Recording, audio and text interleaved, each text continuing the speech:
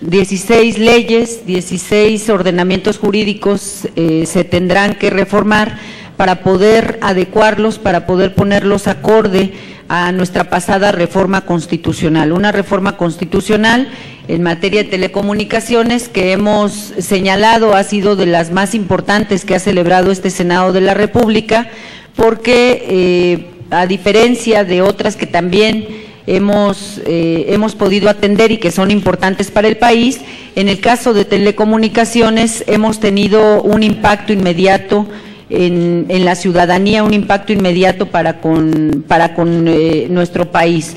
Estamos hablando, por ejemplo, de recientemente haberle dado vida al IFETEL, un órgano autónomo, un órgano en el que se depositó por esta pasada reforma constitucional una serie de facultades que se contemplaban impensables, que tenían que ver con definiciones sobre entes que tenían una predominancia o tienen una predominancia todavía en el mercado de las telecomunicaciones en nuestro país, y que bueno, ha venido tomando una serie de resoluciones que han sido incluso polémicas, que todavía siguen algunas debatiéndose en medios de comunicación.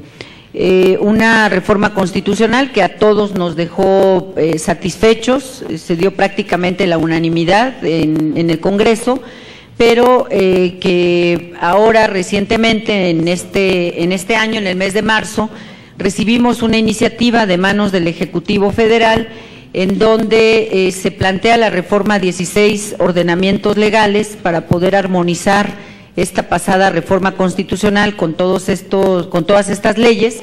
Y bueno, nos preocupa porque encontramos elementos que nos permiten afirmar que esta reforma, esta propuesta, esta iniciativa se separa del espíritu de la pasada reforma constitucional.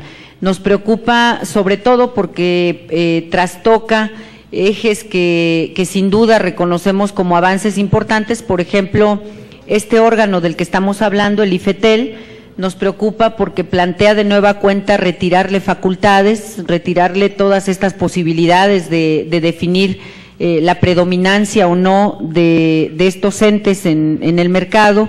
Entre otras cosas, nos preocupa, por ejemplo, que hay un planteamiento para regresar a manos del Estado el control en los medios de comunicación. Se habla de regresarle facultades a la Secretaría de Gobernación para revisar contenidos, por ejemplo, que es una lucha que hemos dado de muchos años a la fecha y que está lograda, está conquistada ya en la pasada reforma constitucional. Vienen temas que nos preocupan, como el planteamiento, nos parece burdo, de una especie de reforma penal al interior de esta reforma de telecomunicaciones. Encontramos, por ejemplo, propuestas como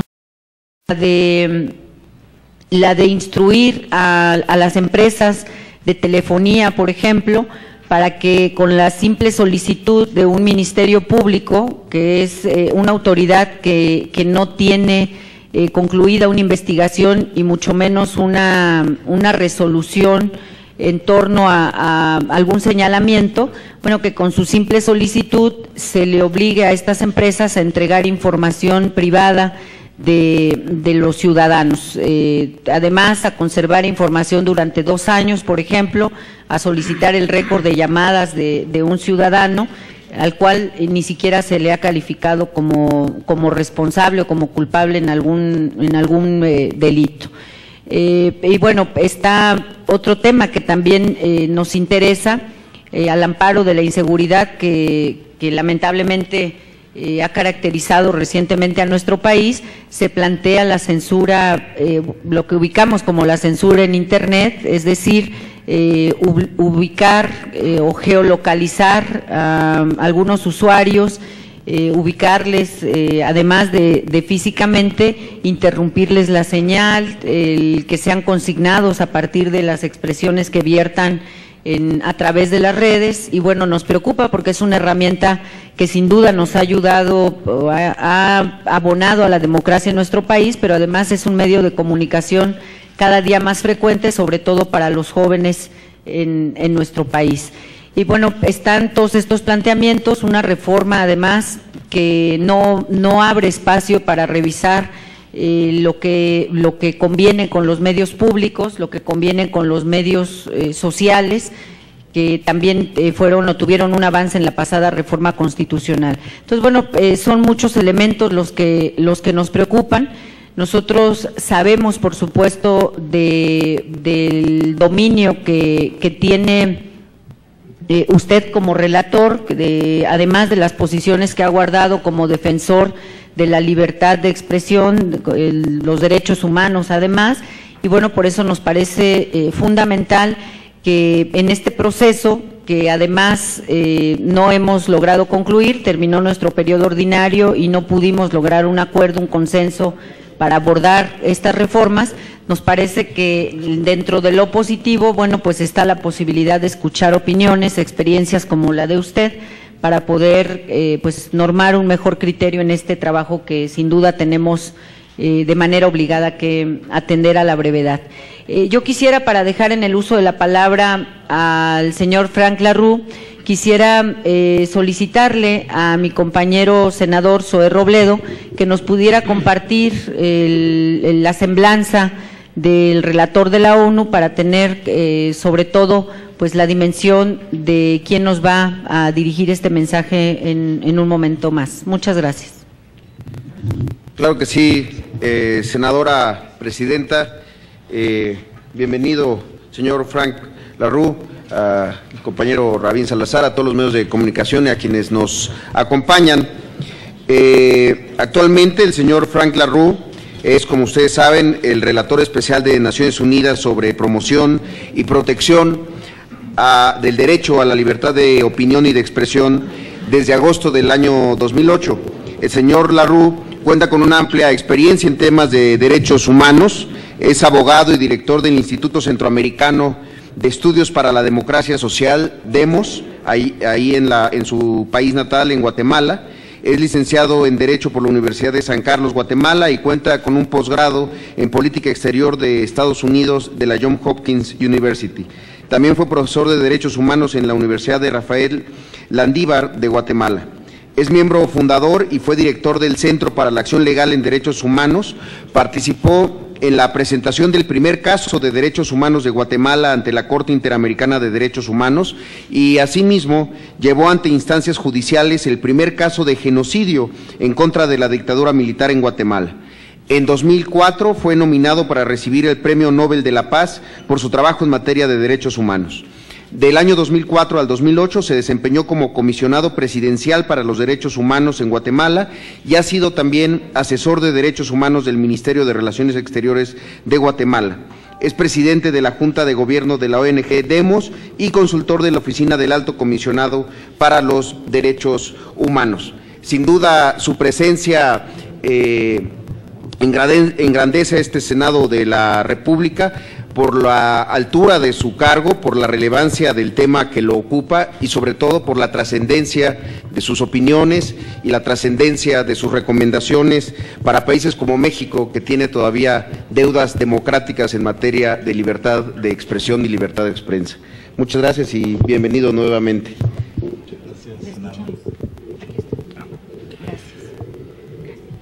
Bueno, muchísimas gracias, presidenta y senadores, miembros de esta comisión. Primero, quisiera decirle tanto a las y los senadores presentes y a todos los funcionarios de este Senado y a los amigos y amigas de la prensa y de organizaciones que nos acompañan, que es un gran privilegio para mí estar de nuevo en este Senado. No es primera vez, he tenido el gran honor de estar aquí varias veces.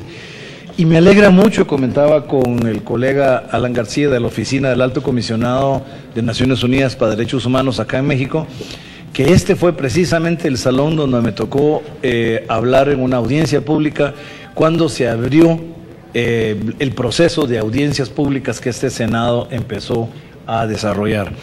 Y todo en referencia con las reformas constitucionales, que fue un proceso para mí realmente modelo y muy especial. Quisiera, además, felicitar a México por estas reformas. Como ustedes saben, yo vine en el año 2010, en agosto del 2010, a una visita oficial junto con Catalina Botero, la relatora de la Comisión Interamericana de Derechos Humanos de la OEA, una gran amiga, pero personal, pero además una colega relatora de otro organismo con la que coincidimos plenamente en nuestros planteamientos, y esto nos permitió hacer una visita conjunta. Fue una visita realmente exitosa, donde elaboramos una serie de recomendaciones que hicimos al final de la visita en una conferencia de prensa, y después en sendos informes, cada quien a su organismo, ella a la OEA y a mí me tocó al Consejo de Derechos Humanos de la ONU, informe que por cierto pueden obtener en la oficina del Alto Comisionado por escrito. Esta visita de hoy no es oficial, es una visita académica. He venido por varios temas, pero especialmente por una conferencia que hice hoy en la mañana para el tema de protección de periodistas, que abrió el Procurador General de la República, y también para estar hoy en el Senado con estos amigos y amigas senadores y actualizar mi información sobre cómo ha caminado el tema de libertad de expresión a partir de las recomendaciones que hiciéramos en esta visita oficial. No se trata, pues, y eso es importante dejarlo claro, de algo nuevo, de una nueva visita. No estoy investigando casos ni situaciones, sino simplemente dándole seguimiento a lo que ya planteamos en una ocasión y manteniendo un diálogo técnico y de apoyo al Estado mexicano a través de todos sus organismos, el Ejecutivo, el Legislativo y el Judicial, en los órganos de justicia. Esto es para mí muy importante porque, digamos, en las relatorías me parece que es bueno no solo hacer una visita y dejar recomendaciones y después olvidarlas, sino mantener un diálogo abierto con los países que se han visitado. Yo tengo 2 periodos como relator y en esto me ha tocado visitar varios países, algunos en misión de país completa, para analizar la situación general del país, otros en lo que hemos llamado misión oficial técnica, que ha sido solo para analizar una legislación o un punto particular. Eso lo he hecho en Hungría, lo he hecho en Argentina, lo hice en Uruguay y en varios países del mundo para ver temas de legislación aplicable a libertad de expresión, telecomunicaciones, internet y otros fenómenos. Creo que en México se dio un gran salto, y parte de mi interés en estar hoy aquí es felicitar al órgano legislativo de México y a este Senado en particular por las reformas constitucionales. Creo que son excelentes y es realmente un planteamiento profundo, lo decía la presidenta de esta comisión, es el marcar un hito histórico en México sobre la defensa de los derechos humanos en general. Creo que fue para llegar a una mayoría calificada en el Senado y en la Cámara Baja, implicó un tremendo esfuerzo y una gran coincidencia, un consenso y de todos los factores. Yo creo que esto es una muestra de nacionalismo mexicano y de orgullo en un México democrático y en un México que se conoce como país defensor de los derechos humanos. México ha jugado un gran papel tanto en la OEA, defendiendo al sistema interamericano de derechos humanos, como en Naciones Unidas, como uno de los países formado con diversidad y pluralismo. Este es un viejo en la libertad de expresión, con diversidad de medios y con pluralismo de ideas. No es nada nuevo, no es algo que yo inventé en mi labor. Es un principio, es muy importante porque hoy le da la oportunidad a todo el mundo a tener medios pequeños, locales, medios regionales, medios comerciales, medios comunitarios, o a tener medios públicos de Estado que mantengan informada a la población. En Europa, por ejemplo, se tuvo una tradición de medios públicos que se ha mantenido. Se nos olvida que la BBC de Londres, por ejemplo, es eso, es un medio público financiado con fondos del Estado, pero independiente del poder político. Y es una gran experiencia de periodismo independiente. La Radio Netherlands en Holanda, la Radio Exterior de España fue creada así, y de dimensión pública, que tienen un servicio no lucrativo, que permiten a la población recibir programas educativos, programas culturales, programas de información necesaria como el clima o desastres naturales, cómo hacer planes de emergencia frente a un terremoto como el que sentimos hoy. Es decir, esto es importante porque el Estado tiene una obligación de comunicarse con el pueblo y dar esta información. Las comunidades a nivel local, a su vez, tienen también el derecho de tener información que a ellos les toca la vida diaria, pequeña de su comunidad. Y los grupos indígenas o minorías étnicas, en Honduras, por ejemplo, donde es complicada el tema de la prensa, y sin embargo han logrado crear frecuencias para la población afrodescendiente, afrohondureña, le llaman, de la costa atlántica. ¿Por qué? Porque son comunidades muy definidas en su identidad, con un idioma propio, el idioma garífuna de esa región, que tienen y han peleado por su derecho a tener radiodifusión y canales de televisión. Incluso en Honduras hay un ministerio, un ministro sobre población afrohondureña en el gabinete de gobierno. Me parece que este reconocimiento a la multiculturalidad, al pluralismo étnico de un país es importante. Y México, al igual que mi país Guatemala y toda Centroamérica, tenemos la riqueza, el gran valor de esa multiculturalidad, de esa diversidad de etnias, de idiomas, de tradiciones y de valores históricos. Esto implica la Declaración de Naciones Unidas sobre Derechos de los Pueblos Indígenas, dice, si mal no recuerdo, en el artículo 16, dice que todo pueblo tiene derecho a tener una cultura, un idioma, valores y tradiciones, y tiene, dice, el derecho a reproducirlos. Y por ahí más adelante dice, y tiene el derecho a utilizar los medios tradicionales de comunicación o a tener medios propios de comunicación. Tener medios propios de comunicación quiere decir que puedan en un momento dado acceder a frecuencias de telecomunicación. Esto son valores que debemos de defender. Yo creo que en México la Declaración Constitucional, primero de los principios de igualdad ante la ley, de que todos son iguales, sean del origen que sean, del Estado mexicano que vengan, del grupo étnico, del grupo lingüístico, del origen económico, social, que vengan, tienen los mismos derechos, es importante, pero además las posibilidades de expresarse con igualdad y de ser escuchados con igualdad.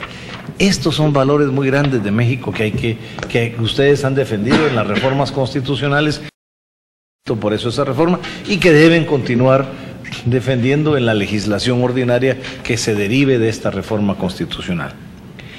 Tuve la oportunidad recientemente también de ver al instituto que mencionó la presidenta, al Instituto Federal de Telecomunicaciones, al IFT, y me pareció interesante como una experiencia de un instituto federal nuevo que empieza.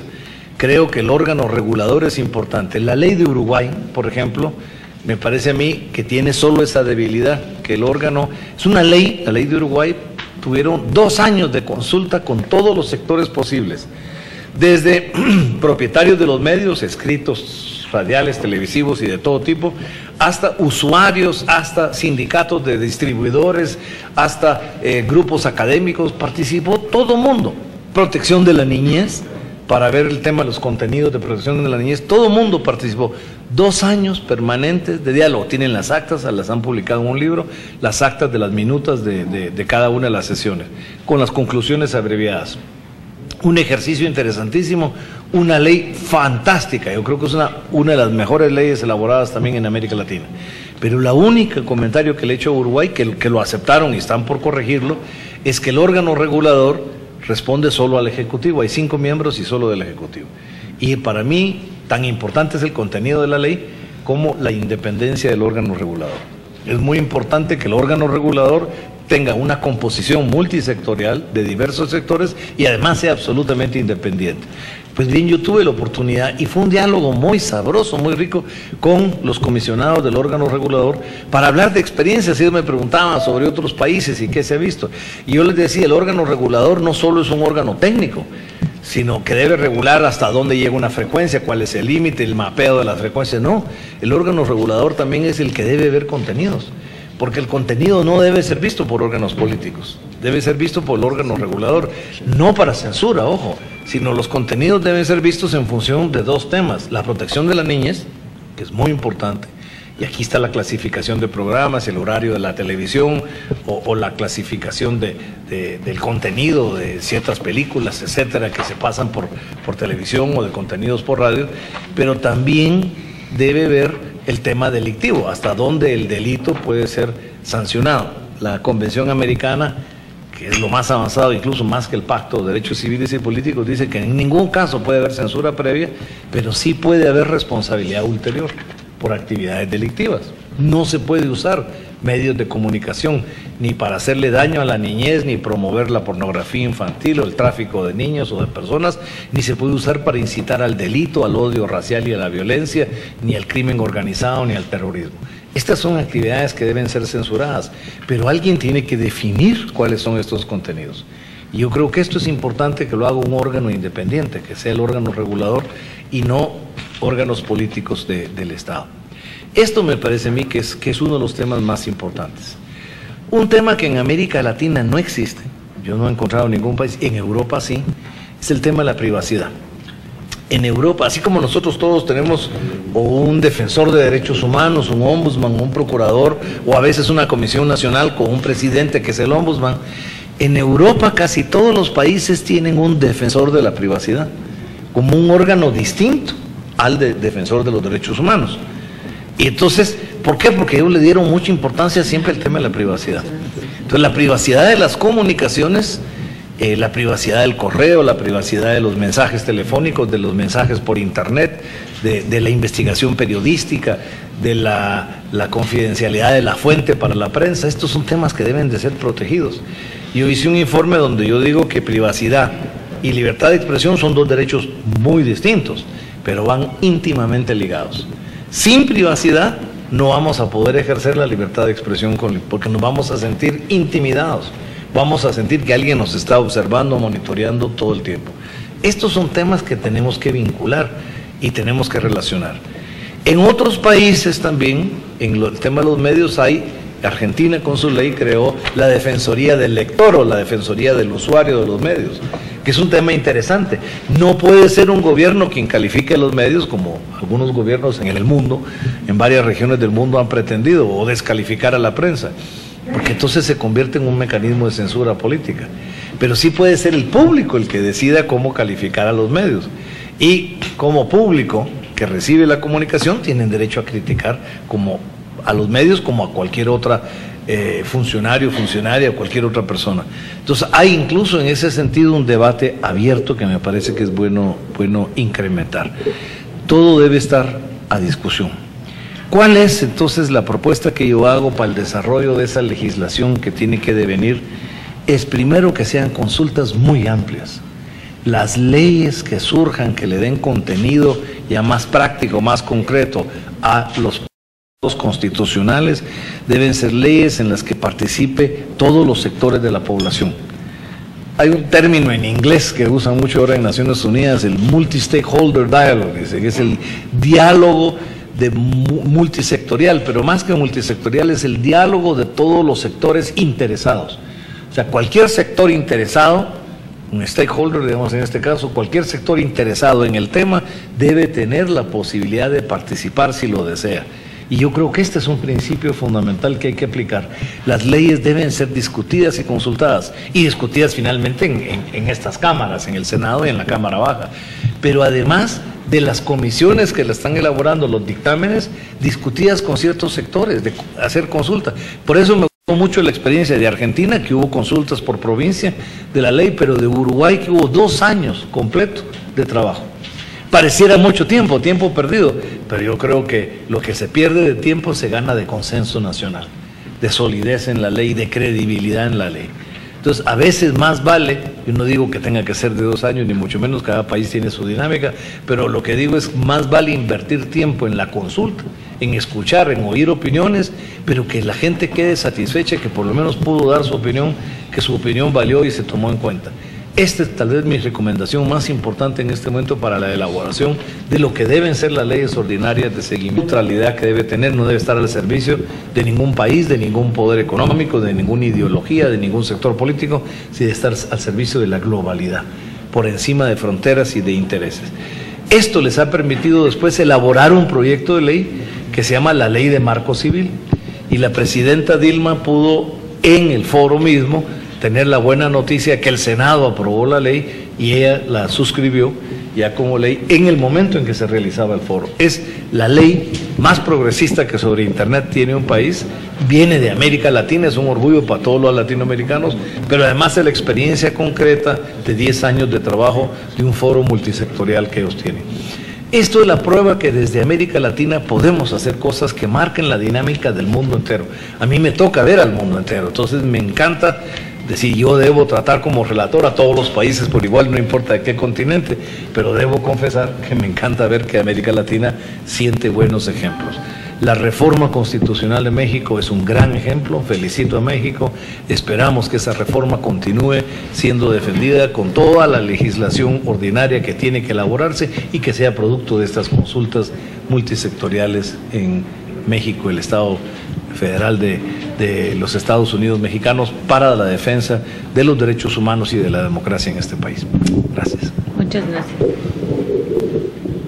Bien, muchas gracias por compartirnos esta visión, tan importante mensaje. Vamos, si ustedes están de acuerdo, a escuchar intervenciones de los senadores que están aquí con nosotros, que todos queremos aprovechar su presencia, hacerle preguntas sobre algunos temas que nos despiertan mayor interés y en algunos casos hasta preocupación sobre estos planteamientos que tiene la propuesta que el pasado mes de marzo pusiera en el Senado el Ejecutivo Federal. Vamos a escuchar al senador Rabín, ¿quieres decir? Al senador Rabín, él es integrante también del grupo parlamentario del Partido de la Revolución Democrática. Gracias.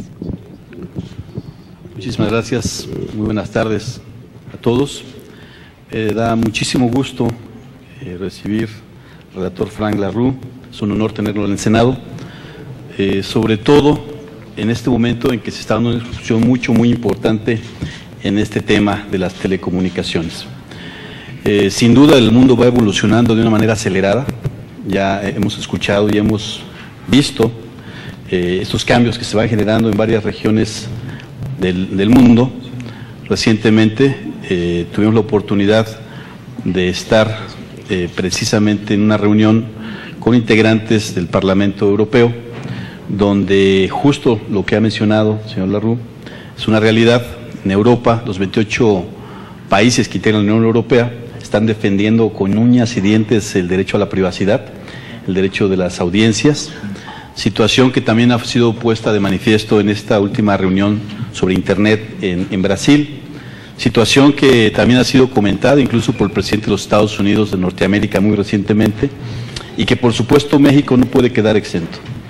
Yo creo que el tema de los medios en todo el contexto que debe de preverse no puede quedar excluido en nuestro país, y por eso me da mucho gusto escuchar, y de veras lamento que haya otros compañeros que no hayan podido asistir por algunas razones de otras expresiones políticas, pero que hubiera sido muy ilustrativo y muy edificante el poder escuchar, porque creo que lo expresado por el relator ha sido muy coincidente con lo que estamos planteando, con lo que estamos defendiendo. Nosotros hemos planteado defender la reforma constitucional que se dio, porque yo creo que nuestro país hasta ese momento había dado un gran paso en la posibilidad de ir generando mayor competencia en el caso de la televisión, de la radio, de los monopolios que han existido históricamente en nuestro país, y ahora con estas reformas se trata de que pueda haber una mayor competencia para que finalmente los usuarios, las audiencias tengan opciones. Se trata de defender los derechos de los medios comunitarios, de los medios sociales, de los medios rurales, de las universidades, etcétera, y que lamentablemente en esta presentación de reformas secundarias vienen en contra de lo que se planteó en la reforma constitucional. Se trata de poder avanzar también en la diversidad de contenidos.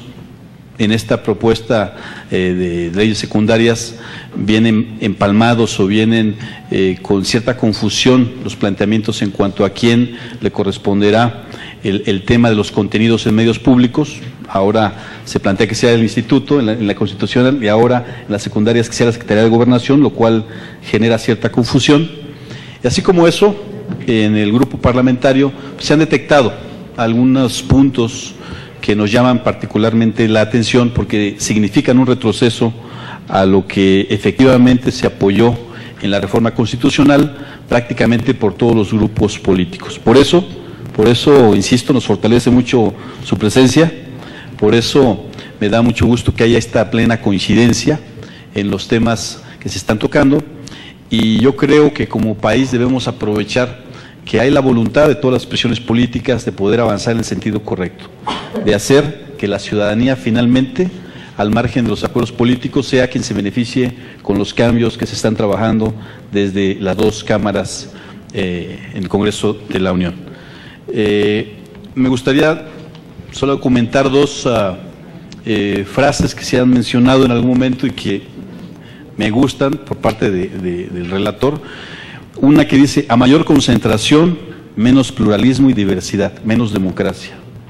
Mucha razón en este pensamiento. El hecho de concentrar en algunos muy pocos medios la información, que no haya pluralismo, efectivamente afecta la posibilidad de que la gente tenga opción y de que se genere mayor democracia en nuestro país. Y también los medios pequeños, comunitarios, pobres, son tan importantes como los grandes medios para que cualquier pueblo formule su propia opinión y llegue a sus propias conclusiones. Totalmente coincidente. Aquí en el estado de Guerrero hay una estación de radio que se llama La Voz de la Montaña, y en esta estación cada hora transmiten en un idioma, en un lenguaje, un dialecto distinto, en otomí, en náhuatl, en español, evidentemente, en fin. Y era un ícono, digo era porque no ha recibido el apoyo oficial que debiera de darse. Y no solamente ahí, esto mismo debiera de ser reproducido en el norte, en el centro, en el sur, para que precisamente nuestras distintas comunidades tengan la posibilidad de mayor acceso y de mejor comunicación. Por eso, nuevamente, bienvenido, es un honor tenerlo aquí y con mucho agrado, veo que es muy coincidente con lo que hemos venido planteando desde siempre. Muchas gracias. Muchas gracias. Sí. Muy bien, vamos a escuchar ahora a nuestro compañero también, senador Zoé Robledo, también integrante de nuestro grupo parlamentario. Adelante, senador. Muchas gracias, senadora Barrales. Muchas gracias por su tiempo, por la atención que le da a este proceso legislativo en México. Estamos ahorita, entiendo, transmitiendo justamente estas opiniones y este encuentro con usted en el canal del Congreso, que se ha convertido en el último reducto de la discusión en materia de telecomunicaciones, porque efectivamente este debate se está dando sin una cobertura amplia como debería de ser en otros medios de comunicación. Y sí quiero manifestar mi extrañamiento y mi preocupación por la ausencia de otros compañeros senadores de las tres comisiones. Son dos comisiones muy grandes, la de Radio, Televisión y Cinematografía, de la que pertenecemos, la Comisión de Comunicaciones y Transportes y la Comisión de Estudios Legislativos, porque hubiera sido muy importante que ellos escucharan las experiencias que nos ha hecho y le pudieran hacer las preguntas también sobre este tipo de procesos. Yo quiero ser optimista y pensar que la ausencia responde a un desconocimiento de la relevancia de las opiniones y recomendaciones de un relator de Naciones Unidas y no al hecho de que no coincidan con las opiniones de este relator. Pero bueno, eso es un asunto interno y no lo quiero comprometer tampoco en este debate que sé que no es tampoco su interés. Déjeme comentarle dos temas sobre lo que nos preocupa de este proceso. Efectivamente, como usted lo ha señalado, todos, no solamente en México, no solamente en el Senado, celebramos las reformas a la Constitución en materia de telecomunicaciones y radiodifusión del año pasado. La primera preocupación, la primera alerta que puso el Partido de la Revolución Democrática en este sentido fue que en el proyecto de leyes secundarias enviadas por el Ejecutivo, pues había un giro de 180 grados en temas como el bloqueo de la señal, censura previa de contenidos, el tema de almacenamiento de datos como exigencia para las empresas durante un periodo de 2 años sin que para esto mediara una orden judicial, la obligación que les estaba dando a los concesionarios de proporcionar la localización geográfica en tiempo real de cualquier tipo de dispositivo de comunicación a solicitud de los titulares de las instancias de seguridad, sin que mediara tampoco orden judicial, y con lo que usted sabe revela esto, si lo ponemos durante un periodo largo de tiempo, tiempo, la obligación también de permitir la intervención por parte del gobierno de las comunicaciones privadas, en fin, una serie de elementos. Justamente por esas razones, y bueno, en este caso la ausencia es virtuosa porque nos da más oportunidad de abusar de su tiempo y de su presencia, yo quisiera hacerle entrega de una ley, una iniciativa de ley que presentamos el día de ayer, el senador Armando Ríos Peter y su servidor, que es la Ley Federal para la Protección de los Derechos de los Usuarios de Internet, que es una respuesta a estas leyes secundarias, porque creemos que los usuarios deben de, justamente como ya se ha mencionado, pues tener la protección que merecen, porque coincidimos que la privacidad y la libertad de expresión son dos elementos efectivamente distintos, pero entrelazados para su ejercicio pleno y democrático. Por eso se le entrego y obviamente nos dará muchísimo gusto, perdón que me cruza, nos dará muchísimo gusto conocer su opinión sobre esta ley. Estoy abusando de su presencia, pero nos encantará poder conocer su opinión y poderla incluso enriquecer a partir de alguna opinión que nos pueda dar sobre esta pieza legislativa particular.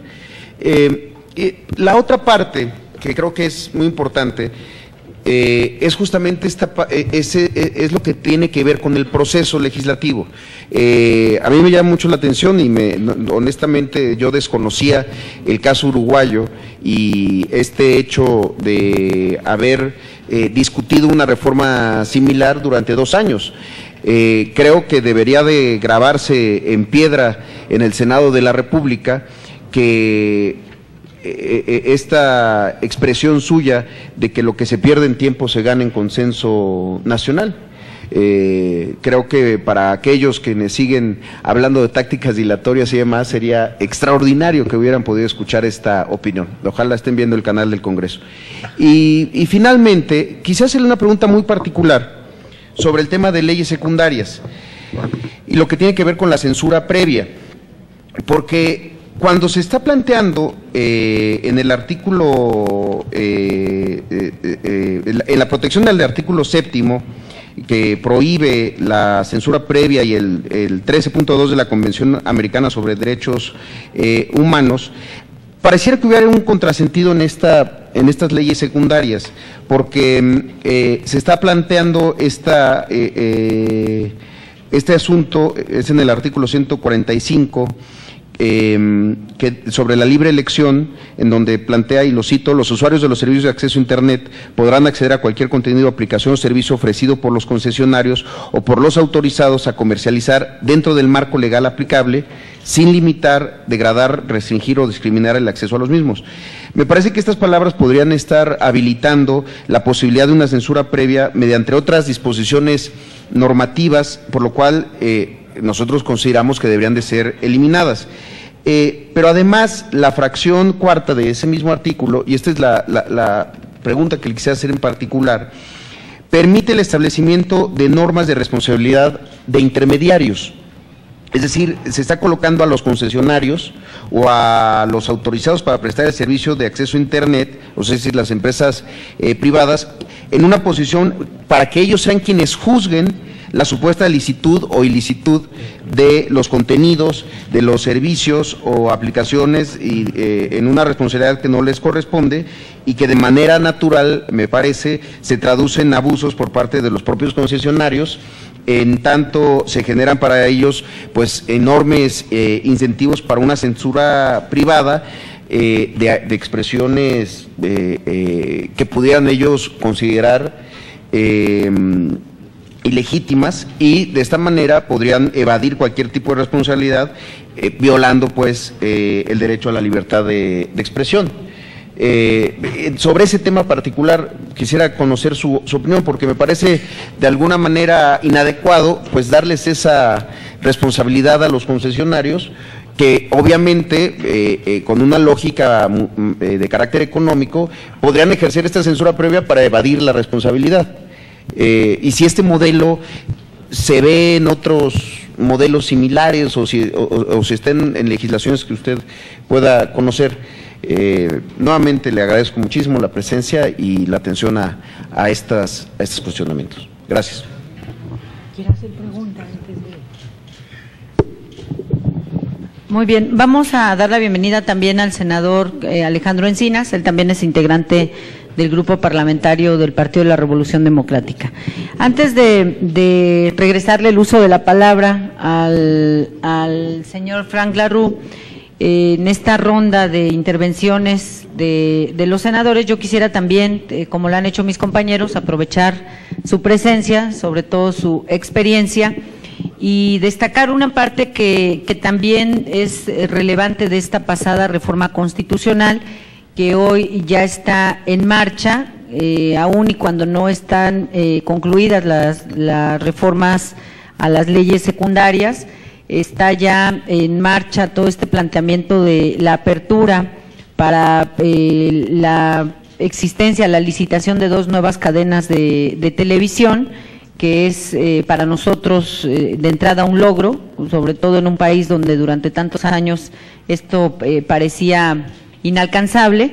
Bueno, ya está, ya este órgano de reciente creación, el IFETEL, ya ha iniciado un proceso para la licitación, para la apertura, la aparición de estas 2 nuevas cadenas, y en ese sentido a mí me gustaría conocer su opinión de qué tan cierto, qué tan real es que este hecho sea importante y tenga impacto, por supuesto, positivo en el tema de democracia en nuestro país y particularmente en medios de comunicación. Hay ahí quien plantea que eso no va a ser así, que no va a haber competencia, que serán muy pequeñas, que no es relevante, pero también hay quienes afirmamos que con todo y que sea un esfuerzo reciente, un esfuerzo pequeño, bueno, será el principio muy probablemente de la presencia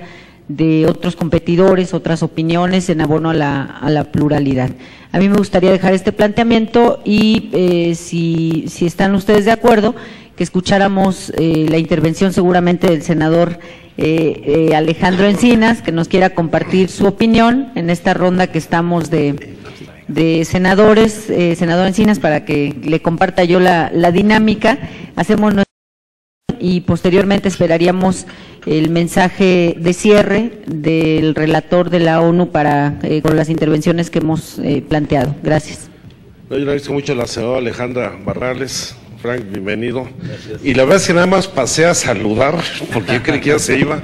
Estamos en la negociación de la reforma política, pero no quería desperdiciar la oportunidad de transmitir un saludo, darle la bienvenida y hacer un planteamiento formal de que pues haga un acompañamiento y seguimiento al debate, que en materia del ejercicio de un derecho fundamental, que es la libertad de expresión, el derecho al acceso a la información, la garantía de las audiencias, el fortalecimiento de los medios públicos de comunicación y el respeto a la privacidad en la comunicación de los ciudadanos, pues estamos llevando adelante, y la opinión del relator de Naciones Unidas en materia de derechos humanos para nosotros es fundamental.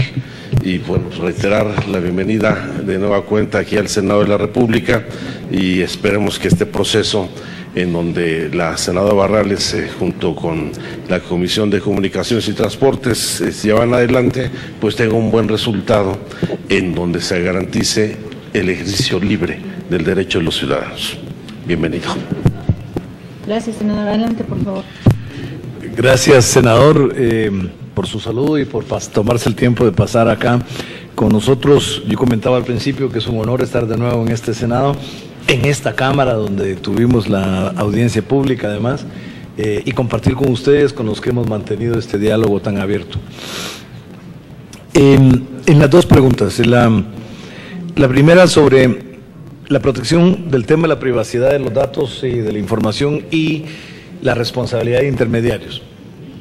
Es importante, y esto viene de la definición de los 10 principios que hizo el Comité Gestor de Brasil, pero que es totalmente congruente con los planteamientos que yo mismo había hecho en algunos informes de Naciones Unidas.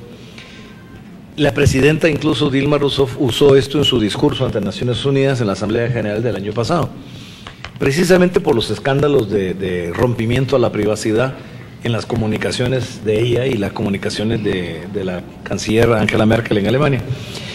Y los 5, son 10 principios, pero los 5 básicos que ella mencionó. Dijo, el Internet, para ser democrático y ser efectivo, primero tiene que verse con un enfoque de derechos humanos. Esto me parece que es fundamental, porque pueden haber diversidad de tecnologías, de medios técnicos, de aproximaciones, pero el elemento homogenizador en el mundo es la aproximación de derechos humanos, porque los derechos humanos son iguales en todo el mundo, no hay diferencia, no hay relativismo en los derechos humanos. Entonces, lo que nos homogeniza nuestra perspectiva del Internet y la aplicación no solo de la libertad de expresión, sino de todos los demás derechos, es ese abordaje de derechos humanos al Internet. El principio 2 se derivaba del primero, es el Internet debe ser universal. Quiere decir, si todos los derechos humanos son universales, el ejercicio de la libertad de expresión por el Internet debe ser universal, pero yo le agregué en uno de mis informes, eso quiere decir también que el acceso al Internet debe ser universal. El acceso al Internet no es un derecho en sí mismo. El derecho es la libertad de expresión, el derecho es el acceso a información, la educación, la libertad de asociación, la expresión de diversidad cultural y el desarrollo. Pero todos esos derechos implican que todo el mundo tenga igual posibilidad de utilizar este nuevo medio y esta nueva tecnología. Entonces los estados tienen que hacer todos un esfuerzo por garantizar a bajo costo, al más mínimo costo, el acceso a Internet.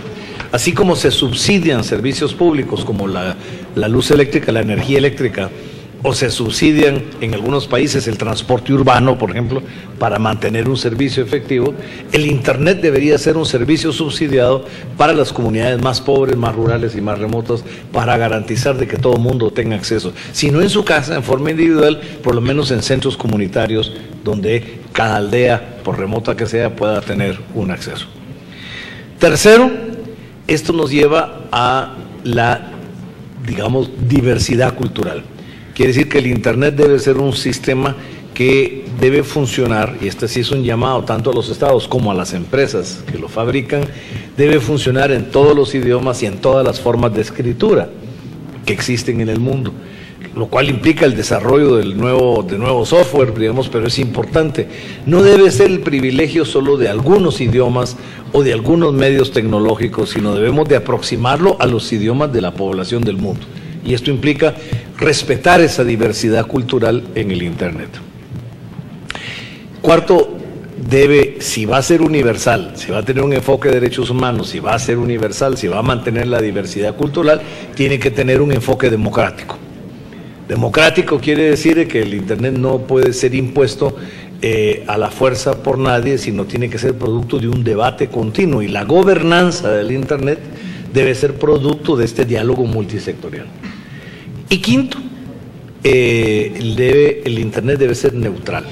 La neutralidad del Internet, ¿qué implica? Es que, lo que dije al principio, no está al servicio de un país, o de varios países, o de ningún país, o de un grupo económico, ni social, ni de un grupo político, ni de intereses corporativos, ni de nadie. El Internet debe ser neutral y estar al servicio de todo el mundo, de toda la humanidad. Si no, deja de ser útil. Y este es el debate que hay ahorita, porque a raíz de las crisis de privacidad hay un debate sobre jurisdicción que se está dando en el mundo, y volviendo a que si el Internet debe ser gobernado por la jurisdicción legal de cada estado, lo cual lo pararía fraccionando. Alguien habla de, sería la balcanización del Internet, digamos, volver a romperlo en 1000 pedazos. Esos son los 5 principios que mencionó la presidenta Dilma Rousseff en la Asamblea General, pero el sexto principio, que está en los principios que no lo mencionó, pero yo lo tengo en mi informe, es el de la no responsabilidad de intermediarios. ¿Y por qué es importante la no responsabilidad de intermediarios? Porque la responsabilidad del contenido de un mensaje la debe tener única y exclusivamente quien elabora el mensaje, y no quien lo traslada. Es decir, el editor de un periódico no es responsable por la opinión de columnistas independientes que quieren expresar una opinión. Cada columna tiene a alguien que la suscribe, y es ella o él, esos columnistas, quien asumen su responsabilidad. Un servidor de Internet puede llevar miles de mensajes de bloggers, y es el autor del blog quien asume su responsabilidad del contenido. O el servicio de Twitter puede llevar miles de tweets, y es quien lo elaboró quien asume. Es importante este principio, ¿por qué? Porque si le empezamos a derivar responsabilidad al intermediario, lo que el Estado está haciendo con eso es convertir al intermediario en su gestor de intervención del contenido, su gestor de censura, básicamente. Entonces, el Estado va a parar privatizando la censura. Y lo peor es que las empresas privadas van a ser más duras que el Estado, porque van a querer quedar bien con el Estado. Entonces el Estado se va a limitar porque el Estado tiene que rendir cuentas, digamos, el Ejecutivo le tiene que rendir cuentas al Parlamento y el Parlamento le tiene que rendir cuentas al público que lo eligió. Pero una empresa no. Si una empresa tiene una autoridad de Estado por encima que le exige que reduzca el tipo de mensajes ofensivos según ellos, entonces esta empresa va a exagerar su función para quedar bien con la autoridad. Entonces nosotros no podemos permitir que el Estado delegue ese ejercicio de la responsabilidad a intermediarios. Entonces, por las dos razones: primero, porque la responsabilidad original siempre cae en el autor del contenido como principio filosófico básico, y segundo, porque el Estado no puede delegar la censura a un ente privado. Entonces, esto es un tema muy importante porque hay una gran tentación y no debe quedar así en ninguna parte del mundo, digamos. Esto sí es sumamente importante.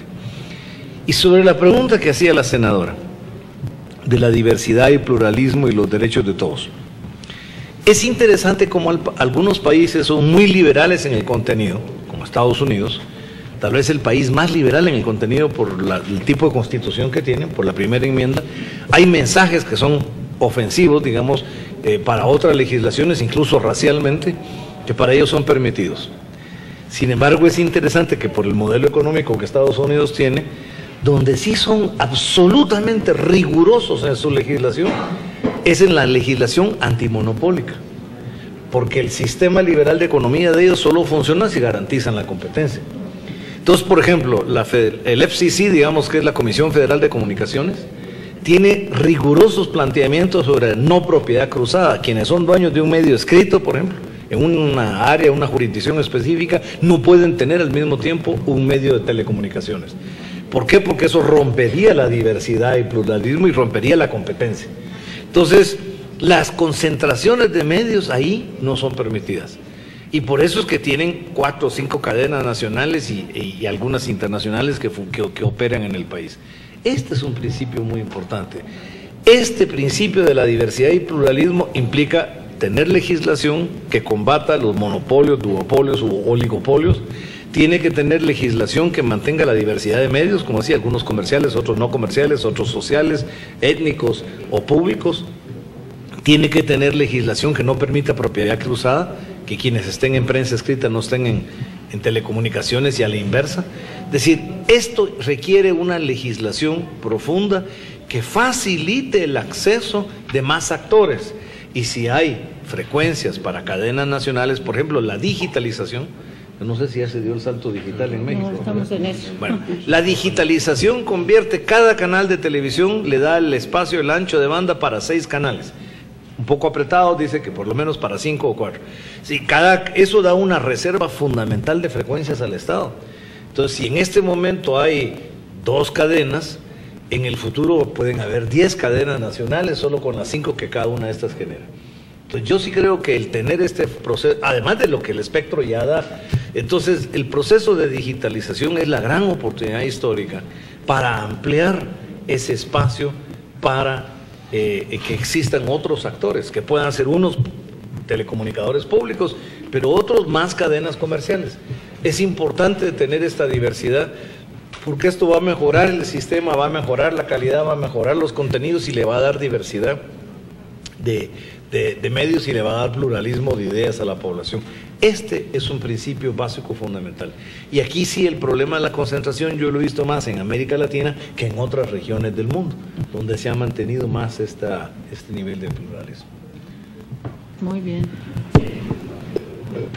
Muy bien, pues muy claros, muy sustentados los planteamientos que nos comparte el relator, el señor Frank La Rue. Le agradecemos, por supuesto, todos estos planteamientos. Yo quiero comentar que, por supuesto, escuchando sus opiniones, sus experiencias, pues confirmamos la importancia y lo acertado, pues, de abrir este espacio para poder conocer estos planteamientos. Además, son muy oportunos por el momento en el que estamos atravesando en el Senado de la República, todo este trabajo que se viene, conocer estas experiencias que se han dado en otros lugares del mundo. Aquí se ha compartido esa experiencia que nos habla de 2 años de trabajo, de consenso, de diálogo. Aquí a veces parece inalcanzable la posibilidad de destinarle 2 meses de debate, de discusión a temas tan trascendentes.